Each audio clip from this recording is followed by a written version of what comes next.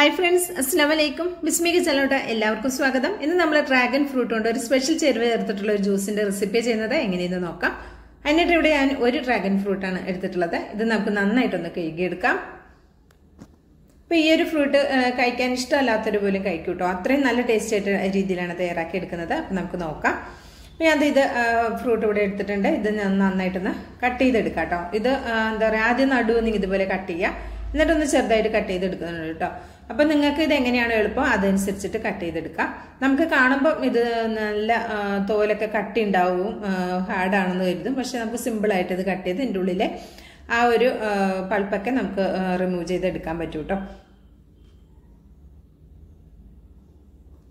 രണ്ടറ്റവും കട്ട് ചെയ്തതിന് ശേഷം ആ തോലൊന്ന് ഇങ്ങനെ ഒരു വര കൊടുത്തു കഴിഞ്ഞാൽ നമുക്ക് കൈ കൊണ്ട് സിമ്പിളായിട്ട് പൊളിച്ചെടുക്കാൻ പറ്റും കേട്ടോ.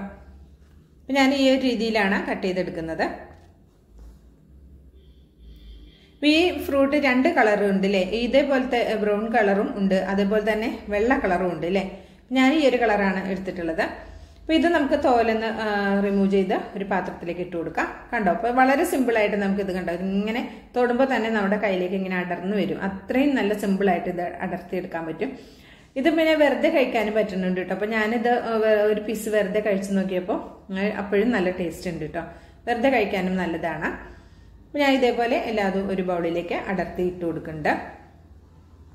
കുട്ടികൾ സ്കൂളിൽ വരുന്ന സമയത്തൊക്കെ അവർക്ക് ഇതുപോലെ റെഡിയാക്കി കൊടുക്കാനും, നല്ല ക്ഷീണിച്ച് കുഴങ്ങിയൊക്കെ വരുന്ന സമയത്ത് അവർക്ക് ഇതുപോലെ റെഡിയാക്കി കൊടുക്കാനും നല്ലതാണ് കേട്ടോ. പിന്നെ അത് ഇതുപോലെ കട്ട് ചെയ്തെടുത്തിട്ടുണ്ട്. ഇനി ഇതേപോലെ മിക്സിയുടെ ഒരു ജാർ എടുക്കാം. ഇതിലേക്ക് നമ്മൾ പഞ്ചസാര ചേർക്കാം. 3 ടേബിൾ സ്പൂൺ പഞ്ചസാരയാണ് എടുത്തിട്ടുള്ളത്.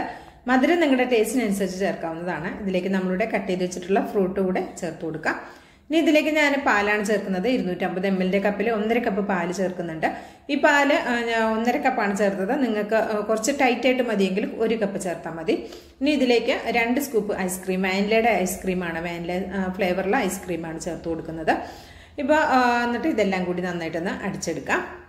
അപ്പം ഇതൊന്ന് അടിച്ചെടുത്തിട്ടുണ്ട്. ഇത് നമുക്ക് സെർവ് ചെയ്യുന്നൊരു ഗ്ലാസ്സിലേക്ക് മാറ്റി കൊടുക്കാം.